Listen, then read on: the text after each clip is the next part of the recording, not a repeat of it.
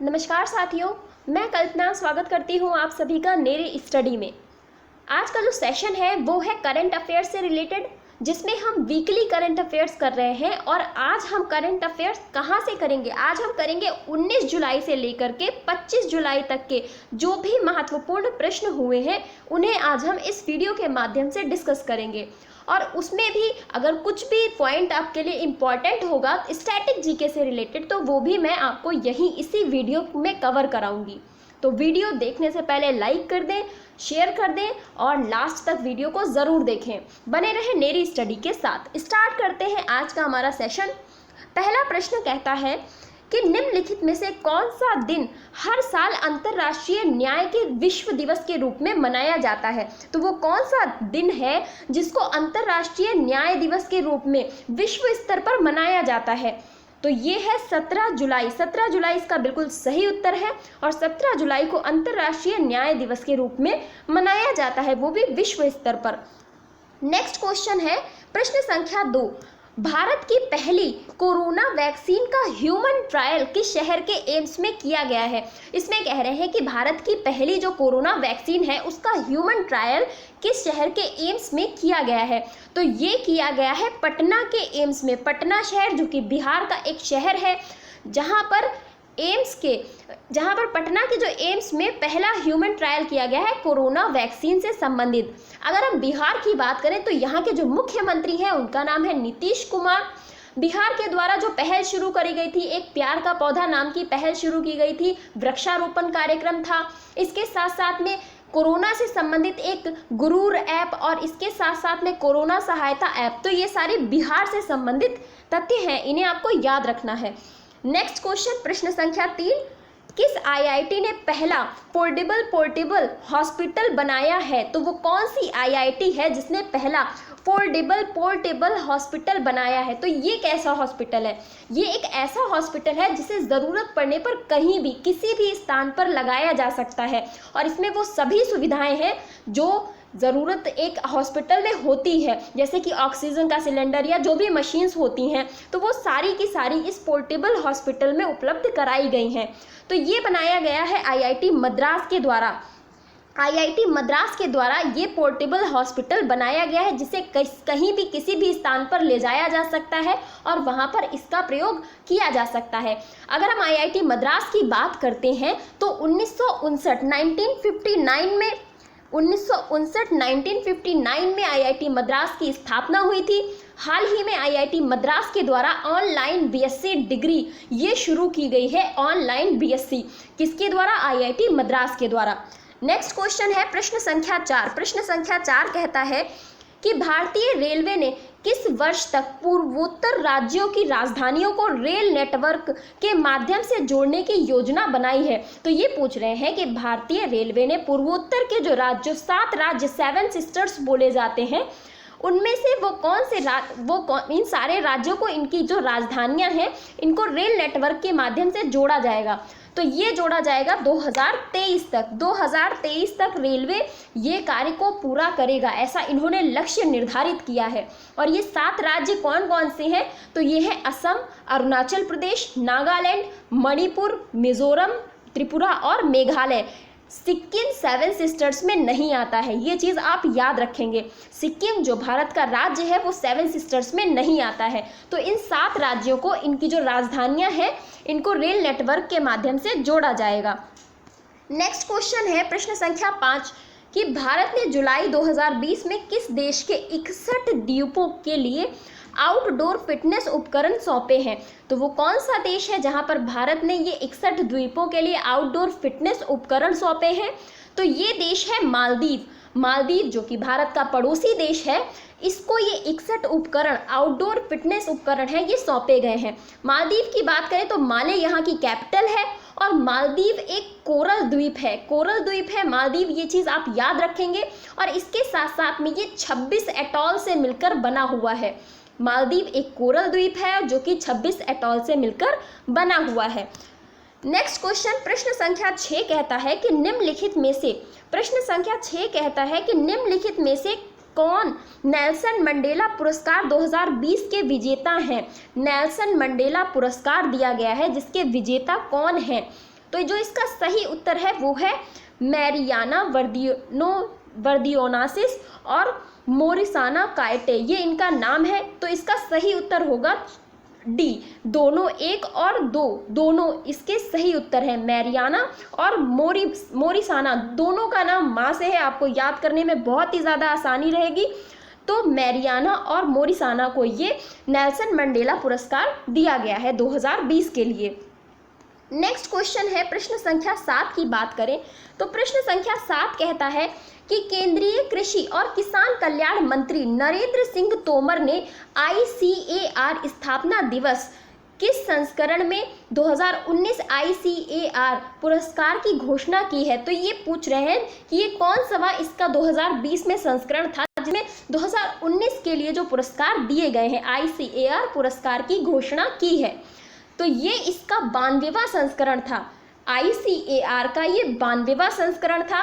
और इसके साथ साथ में अगर हम ICAR की बात करते हैं तो ICAR the Indian council of agricultural research, ये इसकी फुल फॉर्म है, the Indian council of agricultural research. तो इसकी अगर हम बात करते हैं 2020 में इसका 92वां संस्करण बनाया गया 16 जुलाई को जहां पर ये पुरस्कारों की घोषणा की गई है। आगे चलते हैं प्रश्न संख्या 8 की तरफ कि भारत ने किस देश में अपना पहला विदेशी तेल भंडार बनाने की योजना की है।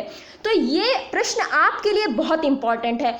इसका रीज़न है कि तेल भंडार, पहले तो आपको पता होना चाहिए कि ये क्वेश्चन है क्या। तो इसमें मैं आपको बताऊंगी कि भारत ने पहला अपना तेल विदेश में भी एक तेल भंडार बनाएगा। तो इसका सही उत्तर है संयुक्त राज्य अमेरिका। अब इसकी अगर हम बात करें तो भारत के जो पेट्रोलियम मंत्री हैं धर्मेंद्र प्रधान और इसके साथ साथ में अमेरिका के जो ऊर्जा सचिव हैं डेन ब्रूलेट, इनका नाम है डेन ब्रूलेट, इन्होंने मिलकर आपस में ये निर्धारित किया है कि अमेरिका में भारत अपना एक विदेशी तेल भंडार बनाएगा।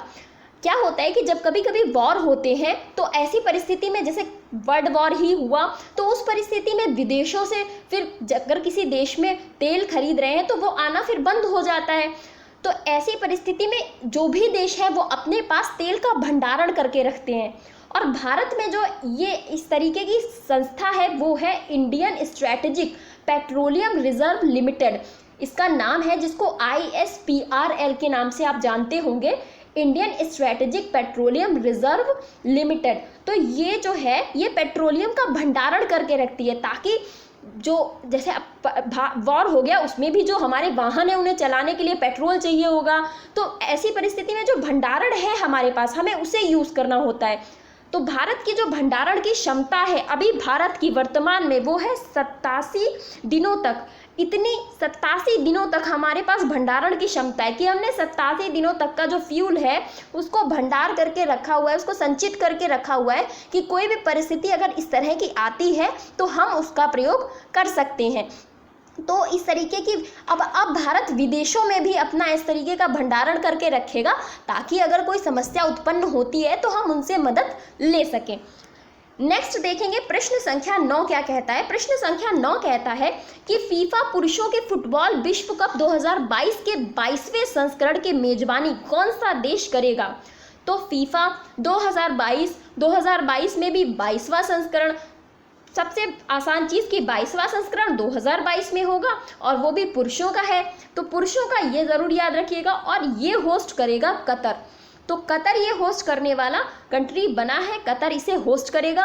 फीफा की बात करें तो जो इसकी रियल फुल फॉर्म है वो स्पेनिश भाषा की है। तो इसको जो इंग्लिश में बोला जाता है वो बोला जाता है international federation of association football. ये थोड़ा सा आपको फीफा FIF की अगर आप वर्डली निकालेंगे तो थोड़ी अलग लगेगी, बट इसकी जो फुल फॉर्म है वो है international federation of association football, जिसकी अगर हम स्थापना की बात करें तो 21 मई 1904 में इसकी स्थापना हुई थी। और इसके हेडक्वार्टर की बात करें तो ज्यूरिख स्विट्जरलैंड में इसका हेडक्वार्टर उपस्थित है। नेक्स्ट क्वेश्चन प्रश्न संख्या 10। प्रश्न संख्या 10 कहता है कि हाल ही में किस मंत्रालय ने PM Svanidhi mobile app launch किया है। तो वो कौन सा मंत्रालय है जिसने PM Svanidhi mobile app launch किया है। तो ये लॉन्च किया है ministry of housing and urban affairs ने। Ministry of housing and urban affairs के द्वारा ये जो पीएम स्वनिधि मोबाइल ऐप है ये लॉन्च किया गया है। अगर हम बात करें इसके मंत्री की तो कैबिनेट मंत्री हैं हरदीप सिंह पुरी। हरदीप सिंह पुरी जी इसके कैबिनेट मंत्री हैं वर्तमान में। नेक्स्ट क्वेश्चन प्रश्न संख्या 11। प्रश्न संख्या 11 कहता है कि अल बेयर स्टेडियम जो हाल ही में चर्चा में रहा वो कहाँ पर स्थित है, कौन से देश में स्थित है।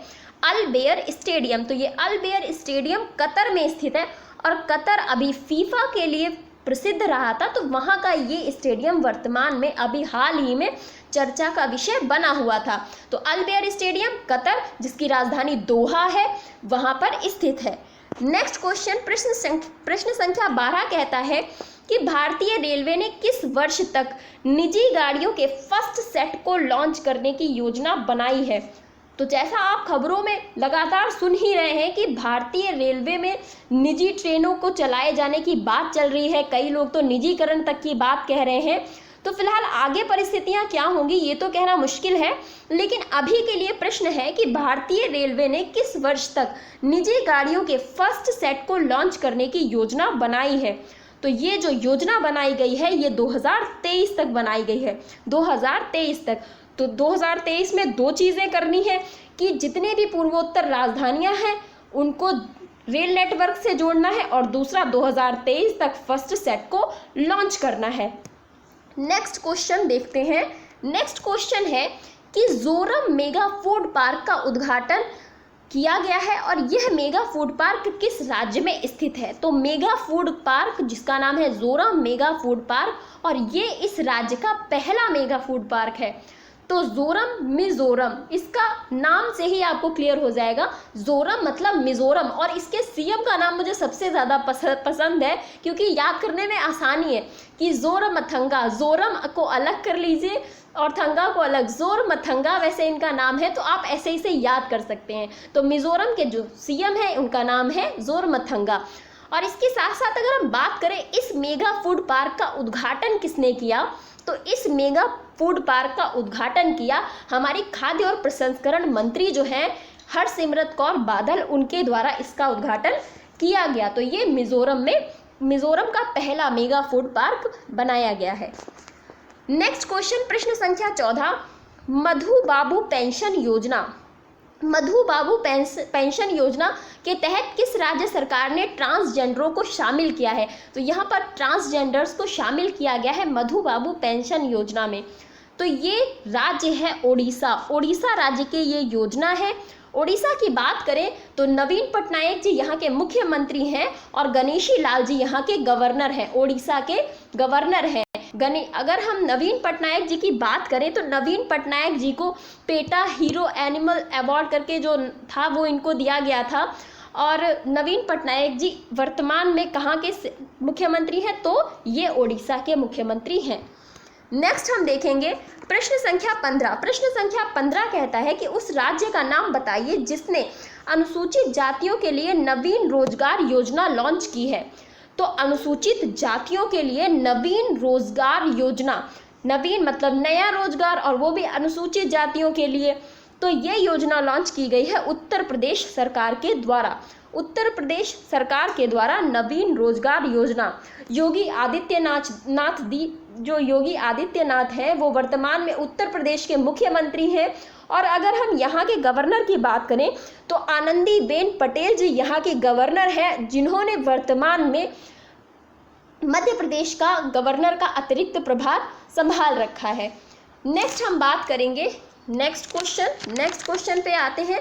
तो इसमें है कि प्रश्न संख्या 16 कहता है एसबीआई कार्ड और भुगतान सेवा लिमिटेड के एमडी और सीईओ के रूप में किसे नियुक्त किया गया है। एसबीआई कार्ड और भुगतान सेवा लिमिटेड के एमडी और सीईओ, तो ये कौन चुने गए हैं, इनका नाम है अश्विनी कुमार तिवारी। अश्विनी कुमार तिवारी एसबीआई कार्ड और भुगतान सेवा लिमिटेड के एमडी और सीईओ चुने गए हैं।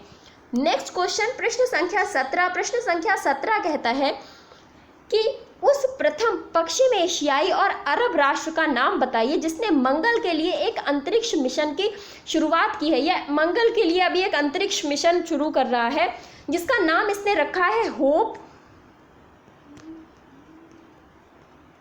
या, इसको इसने दो नाम दिए, होप या अल अमल, ये नाम इसने दिए हैं। और ये जो देश है ये है यूएई, संयुक्त अरब अमीरात,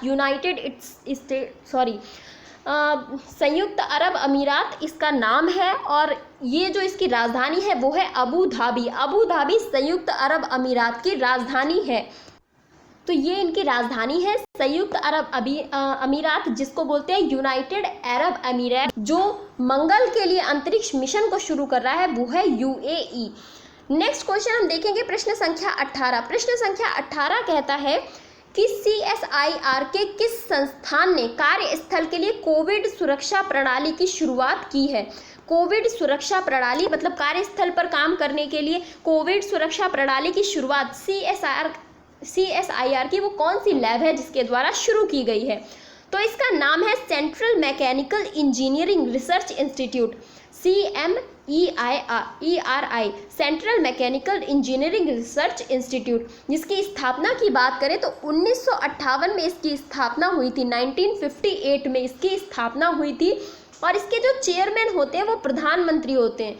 तो चेयरमैन प्रधानमंत्री होते हैं। और central mechanical engineering research institute ने कोविड सुरक्षा प्रणाली की शुरुआत की है। नेक्स्ट क्वेश्चन हम देखेंगे। तो नेक्स्ट क्वेश्चन है कि किसने फॉर्मूला 1 हंगेरियन ग्रैंड प्रिक्स जीता है। फॉर्मूला 1 का हंगेरियन ग्रैंड प्रिक्स 2020 किसने जीता है। तो ये जीतने वाला जो प्लेयर है वो है लुइस हैमिल्टन, जो कि मर्सिडीज के कार ड्राइवर हैं, ये मर्सिडीज चलाते हैं। तो लुइस हैमिल्टन ये फॉर्मूला 1 जो हंगेरियन ग्रैंड प्रिक्स है इसका विनर बने हैं ये। नेक्स्ट क्वेश्चन प्रश्न संख्या 20। प्रश्न संख्या 20 कह रहे हैं कि टैंगम गंभीर रूप से लुप्तप्राय समूह है जो कि किस राज्य से संबंधित है। तो ये टैंगम नाम का लुप्तप्राय समूह आपसे पूछा जा रहा है कि ये किस राज्य से संबंधित है। तो हाल ही में ये चर्चा में रहे क्योंकि इनकी संख्या निरंतर घटती जा रही थी और इनको लुप्तप्राय की श्रेणी में रखा गया है। तो ये पूछा जा रहा है ये किस राज्य से संबंधित है। तो ये संबंधित है मेघालय से। और मेघालय से अगर हम आए हैं तो मेघालय के जो अगर हम सीएम की बात करें तो कोनराड संगमा यहाँ के मुख्यमंत्री हैं। और तथागत रॉय यहाँ के गवर्नर हैं। 1972 में मेघालय का गठन हुआ था। 1972 में मेघालय का गठन हुआ था और जिसके मुख्यमंत्री हैं कोनराड संगमा। नेक्स्ट क्वेश्चन की बात करेंगे प्रश्न संख्या 21। 2020 में विश्व शतरंज दिवस का पहला संस्करण किस तारीख को मनाया जाता है। 2020 में पूछा गया है कि मतलब विश्व शतरंज दिवस जो है वो पहला इसका संस्करण मनाया गया है, तो वो कौन सी तारीख को मनाया गया है। तो ये मनाया गया है 20 जुलाई को। 20 जुलाई को विश्व का पहली बार विश्व शतरंज दिवस इसका पहला संस्करण मनाया गया था। अगर शतरंज की हम बात करें तो भारत में ग्रैंड मास्टर जो पहले ग्रैंड मास्टर बने थे वो थे विश्वनाथन आनंद जी और अभी तक 66 लोग ग्रैंड मास्टर बन चुके हैं भारत में। और एकमात्र महिला जो हाल ही में अभी ग्रैंड मास्टर का खिताब जीती थी जिनका नाम था कोनेरू हम्पी। तो ये भी हाल ही में, और वो भी पहली महिला ग्रैंड मास्टर बनी थी शतरंज की। इनका नाम है कोनेरू हम्पी। आगे देखेंगे प्रश्न संख्या 22 कहता है कि केर पूजा किस राज्य में मनाया जाता है। तो ये केर पूजा जो उत्सव है ये त्रिपुरा का उत्सव है। त्रिपुरा में ये मनाया जाता है जिसके मुख्यमंत्री हैं विप्लव कुमार देव और गवर्नर है रमेश बैस। और इसकी भी स्थापना 1972 में ही हुई है। इसका भी जो गठन हुआ था वो 1972 में ही किया गया था। नेक्स्ट क्वेश्चन प्रश्न संख्या 23। किस देश में वर्ष 2020 में G20 की अध्यक्षता करने की संभावना है। तो वो कौन सा देश है जो वर्ष 2021 में G20 की अध्यक्षता करेगा, ऐसी संभावना जताई जा रही है। तो ये देश है इटली। इटली 2021 की G20 की अध्यक्षता कर सकता है। और इटली की बात करें तो यहाँ की कैपिटल है रोम। इटली की कैपिटल क्या है? इटली की कैपिटल है रोम। और इटली की स्थिति कोविड-19 से बहुत ही ज़्यादा खराब हुई थी, आप सभी ने ये चीज़ देखी है। फिलहाल अभी यहाँ की परिस्थितियाँ पहले से थोड़ी बेहतर हुई हैं। नेक्स्ट क्वेश्चन, प्रश्न संख्या 24। प्रश्न संख्या 24 कहता है कि केंद्रीय ऊर्जा और नवीकरणीय ऊर्जा मंत्री राजकुमार सिंह ने किस राज्य और केंद्र शासित प्रदेश में, इनको आर.के. सिंह भी बोला जाता है, आप लोग आर.के. सिंह नाम से इन्हें ज़्यादा जानते होंगे, तो वो कौन सा राज्य है जहां पर इन्होंने भारत का पहला सार्वजनिक ईवी चार्जिंग प्लाजा का उद्घाटन किया है? इलेक्ट्रॉनिक व्हीकल जो चार्जिंग प्लाजा का उद्घाटन इन्होंने कहां पर किया है? तो ये नई दिल्ली में इन्होंने हाल ही में इसका उद्घाटन किया है। नई दिल्ली में इन्होंने इसका उद्घाटन किया है। नई दिल्ली की बात करें तो प्लाज्मा बैंक, सबसे पहले प्लाज्मा बैंक खोलने वाला नई दिल्ली एकमात्र राज्य है। नेक्स्ट क्वेश्चन, प्रश्न संख्या 25। प्रश्न संख्या 25 कहता है कि हाल ही में किस मंत्रालय ने मनोदर्पण पहल की शुरुआत की है? मनोदर्पण पहल की शुरुआत जो की गई है वो की गई है ministry of human resources and development के द्वारा। Ministry of human resources and development के द्वारा, जिसके जो मंत्री हैं वो हैं रमेश पोखरियाल निशंक, जो कि हरिद्वार से सांसद हैं, रमेश पोखरियाल निशंक। और हाल ही में जो ये मंत्रालय है ह्यूमन रिसोर्सेज एंड डेवलपमेंट मंत्रालय, मानव संसाधन विकास मंत्रालय, इसके द्वारा कुछ पहल स्टार्ट की गई थी, जैसे युक्ति 2.0, प्रज्ञाता, दिशा निर्देश जारी किए गए थे, और समाधान और पोर्टल, इसके साथ साथ में निष्ठा पोर्टल, ट्यूलिप इन्होंने लॉन्च किया था, और ड्रग डिस्कवरी हैकाथॉन। तो ये सारी हाल ही की इनके द्वारा की गई पहल है जो कि इन्होंने अभी हाल ही में लॉन्च की थी। आगे हम देखेंगे प्रश्न संख्या 26 क्या कहता है। प्रश्न संख्या 26 कहता है कि उपभोक्ता संरक्षण अधिनियम 2019, उपभोक्ता संरक्षण अधिनियम 2019 जो है किस तारीख से प्रभावी हुआ है? तो ये पूछ रहे हैं कि तारीख, कौन सी तारीख से ये लागू हुआ है या ये प्रभावी हुआ है? तो 20 जुलाई 2020 से इसको लागू कर दिया गया है। अब ये हर जगह ये लागू हो जाएगा। अगर हम बात करें तो सबसे पहले 8 जुलाई 2019 को ये पेश किया गया था। उसके बाद ये 9 अगस्त 2019, 9 अगस्त की ये बात है, 9 अगस्त 2019 को इसको राष्ट्रपति की मंजूरी मिली थी। लोकसभा से बात करें तो 30 जुलाई को पास हुआ था 2019 में, 30 जुलाई से लोकसभा से, और उसके बाद राज्यसभा से 6 अगस्त को ये पास हो गया, और लास्ट जो मंजूरी राष्ट्रपति की जो चाहिए होती है वो 9 अगस्त को मिली थी। उसके बाद आज ये 2020 जुलाई को ये लागू कर दिया गया है उपभोक्ता संरक्षण अधिनियम।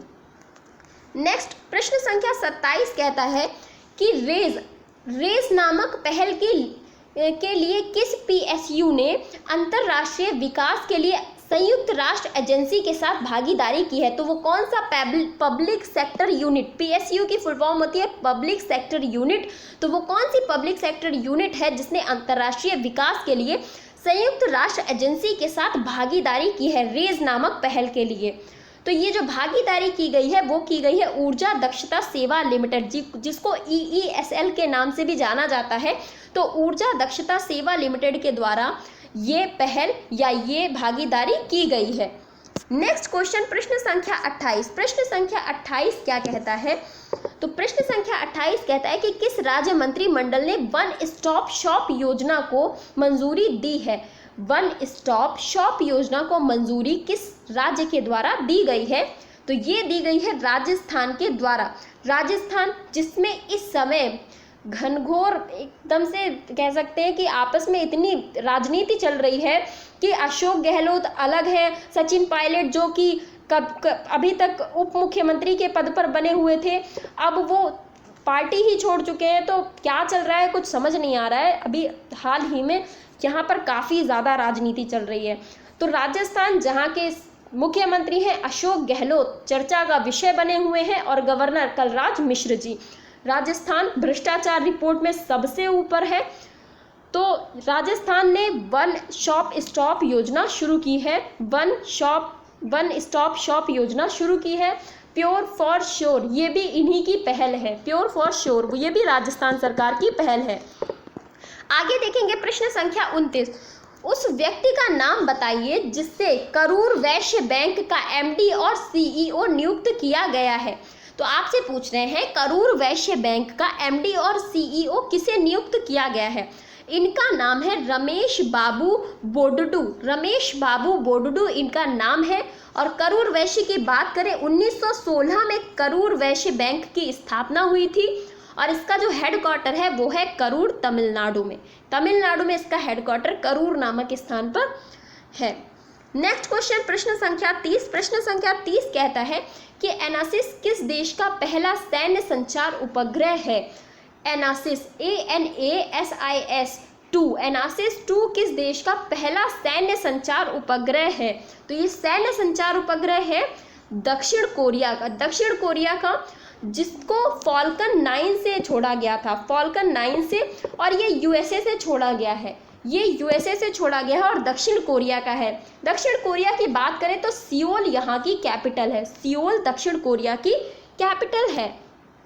नेक्स्ट देखेंगे कि कौन सा देश आईसीसी पुरुषों के ओडीआई विश्व कप 2023 की मेजबानी करने जा रहा है। तो ये आईसीसी ओडीआई है वर्ल्ड कप 2023 की मेजबानी कौन सा देश करेगा। तो ये हमारा प्यारा भारत करेगा। हमारा प्यारा भारत ओडीआई विश्व कप 2030 की मेजबानी करेगा। अब देखते हैं 2030 तक परिस्थितियां कैसी होती हैं। फिलहाल के लिए भारत को निर्धारित किया गया है ओडीआई वर्ल्ड कप 2023 की मेजबानी करने के लिए। ये पुरुषों का वर्ल्ड कप होगा, ये भी आपको याद रखना है।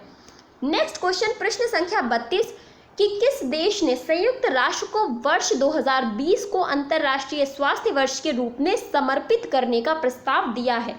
तो वो कौन सा देश है जो संयुक्त राष्ट्र को वर्ष 2020 को अंतर्राष्ट्रीय स्वास्थ्य वर्ष के रूप में समर्पित करने का प्रस्ताव ये इसने दिया है। संयुक्त राष्ट्र को, यूएन को दिया है ये प्रस्ताव। तो ये प्रस्ताव देने वाला देश है फिनलैंड। और स्वास्थ्य वर्ष 2020 को घोषित भी करना चाहिए। जिस तरीके से महामारी फैली हुई है तो चारों तरफ लोग स्वास्थ्य के ही लिए भाग रहे हैं कि किस तरीके से वो स्वस्थ रह सकें। तो उसके लिए फिनलैंड ने ये इनको प्रस्ताव दिया है। और फिनलैंड की बात करें तो हेलसिंकी यहाँ की कैपिटल है। और फिनलैंड को झीलों का देश कहा जाता है। यहाँ पर बहुत सारी झीलें हैं, इसीलिए फिनलैंड को झीलों का देश भी कहा जाता है। नेक्स्ट प्रश्न संख्या 33। प्रश्न संख्या 33 कह रहा है कि राज्यसभा के वर्तमान में पदेन अध्यक्ष कौन है। राज्यसभा के वर्तमान में पदेन अध्यक्ष कौन है। तो ये है वेंकैया नायडू। वेंकैया नायडू जी वर्तमान में राज्यसभा के पदेन अध्यक्ष बने हुए हैं। नेक्स्ट क्वेश्चन खादी और ग्रामोद्योग। खादी और ग्रामोद्योग खादी और ग्रामोद्योग ने किस शहर में अपना पहला फुटवियर प्रशिक्षण केंद्र शुरू किया है। केवीआईसी ने अपना पहला फुटवियर प्रशिक्षण केंद्र कौन से शहर में शुरू किया है। तो ये शहर में शुरू किया गया है दिल्ली में। इस समय जिस तरीके से लोगों की जॉब चली गई, लोग बेरोजगार हो गए हैं, मजदूर जो कि काम करते थे, तो इसके माध्यम से उन्हें कुछ रोजगार दिया जा सके, इसके लिए ये पहल शुरू की गई है। फुटवियर प्रशिक्षण केंद्र खादी और ग्रामोद्योग आयोग द्वारा इसको खोला गया है और दिल्ली में इसका उद्घाटन किया गया है। नेक्स्ट क्वेश्चन प्रश्न संख्या 35 कि किस देश ने झेलम नदी पर 700 मेगावाट आजाद पट्टन जल विद्युत परियोजना के लिए पाकिस्तान के साथ समझौते पर हस्ताक्षर किए हैं। तो पाकिस्तान के साथ 700 मेगावाट आजाद पट्टन जल विद्युत परियोजना के लिए जो कि झेलम नदी पर बनेगी, इसके लिए किसने समझौते पर हस्ताक्षर किए। तो पाकिस्तान का एक ही मित्र देश है, वहीं दोनों घटिया देश एक साथ मिलकर काम कर रहे हैं। और ये पाकिस्तान के साथ मिलने वाला देश है चाइना। यही इसी के साथ हमेशा बना रहता है और इसका साथ हर जगह पर देता रहता है। तो पाकिस्तान का साथ देने के लिए चाइना ने इस पर हस्ताक्षर किए और ये 700 मेगावाट का आजाद पट्टन जल विद्युत परियोजना है।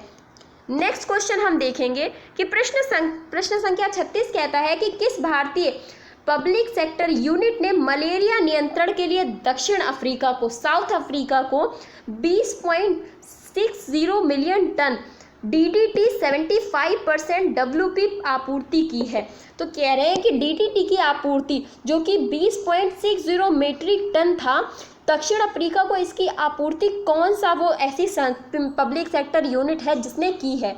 तो दक्षिण अफ्रीका हाल ही में मलेरिया नियंत्रण के लिए DDT का छिड़काव कर रहा है ताकि मच्छरों को मारा जा सके और मलेरिया से अपने देश को बचाया जा सके। तो ऐसी परिस्थिति में HIL जिसकी फुल फॉर्म है हिंदुस्तान इंसेक्टिसाइड लिमिटेड, इसके द्वारा ये इनको DDT दिया गया है। और अगर इसकी बात करें तो ये विश्व की एकमात्र ऐसी कंपनी है जो DDT बनाती है, विश्व की एकमात्र। और DDT को फिलहाल के लिए आप देखेंगे तो बहुत सारी जगह से बैन कर दिया गया, क्योंकि DDT से लोग कह रहे थे कि कैंसर फैलता है, तो इस वजह से इसको बैन कर दिया गया था। उसके बाद ये भारत की जो संस्था है ये DDT का विश्व की एकमात्र निर्माता है, तो इसी ने इस दक्षिण अफ्रीका को इसकी आपूर्ति की है।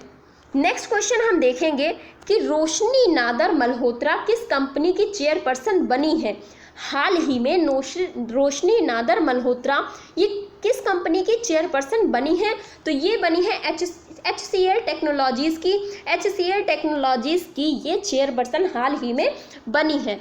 नेक्स्ट क्वेश्चन प्रश्न संख्या 38 कि कौन गुलबेनकियन पुरस्कार का पहला प्राप्तकर्ता बन गया है। गुलबेनकियन पुरस्कार, ये गुलबेनकियन जो पुरस्कार है ये मानवता के जो कार्य होते हैं उनको करने के लिए दिया जाता है। तो इसे प्राप्त करने वाली जो व्यक्ति बनी है पहली प्राप्तकर्ता, वो बनी है ग्रेटा थुनबर्ग। ये ग्रेटा थुनबर्ग इसलिए चर्चा में रही है क्योंकि इन्होंने पर्यावरण को बचाने के लिए एक पहल की शुरुआत की। इन्होंने कहा कि सभी को पर्यावरण बचाना होगा, उसके लिए जितने भी ये स्कूली बच्चे थे ये फ्राइडे को छुट्टी करते थे, फ्राइडे को ये स्कूल नहीं जाते थे और सड़कों पर प्रदर्शन करते थे कि हमारे पर्यावरण को बचाओ, क्योंकि आगे हमें जीना है और हमें जीना है तो हमारे लिए पर्यावरण को तो अच्छा रखो। अगर आप ही लोग सब बर्बाद कर दोगे तो हम लोग, जब तक हमारी पीढ़ी बड़ी होगी, जब तक हमें संसाधनों को खर्च करने का मौका मिलेगा, तब तक शायद वो समाप्त हो चुके होंगे। तो ऐसी परिस्थिति में ये पहल पर्यावरण को बचाने के लिए, जो जलवायु परिवर्तन हो रहा था उसको देखते हुए ग्रेटा थुनबर्ग के द्वारा ये पहल की शुरुआत की गई। तो इन्होंने एक मानवतापूर्ण कार्य किया, इसके लिए इनको ये गुलबेनकियन पुरस्कार दिया गया है और इनका नाम नोबेल पुरस्कार, जो शांति का नोबेल पुरस्कार है, उसके लिए भी नामित किया गया है। नेक्स्ट हम देखेंगे प्रश्न संख्या 39 क्वेश्चन कहता है कि एंटी टैंक गाइडेड नाग मिसाइल, इसका नाम नाग मिसाइल का नाम बताएं जिसका परीक्षण DRDO द्वारा ओडिशा के बालासोर में अंतरिम टेस्ट रेंज में किया गया था। तो ये जो मिसाइल है इसका नाम बदल दिया गया है, पहले इसका नाम नाग मिसाइल हुआ करता था, परंतु अब इसका नाम ध्रुवास्त्र कर दिया गया है। अब इसका नाम ध्रुवास्त्र कर दिया गया है। ये एक एंटी टैंक गाइडेड मिसाइल है जिसको हेलीकॉप्टर के माध्यम से भी छोड़ा जा सकता है। तो ये एक इस प्रकार की मिसाइल है जिसका नाम नाग हुआ करता था, परंतु अब इसका नाम ध्रुवास्त्र कर दिया गया है।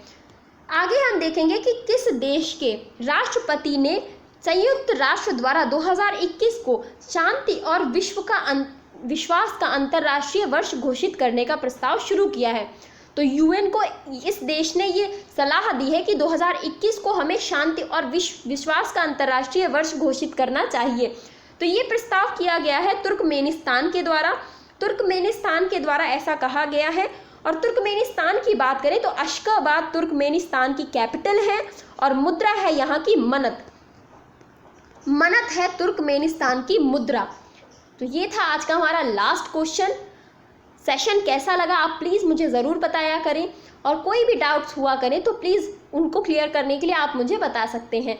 वीडियो कैसा लगा कमेंट बॉक्स में ज़रूर बताइएगा। Thank you so much.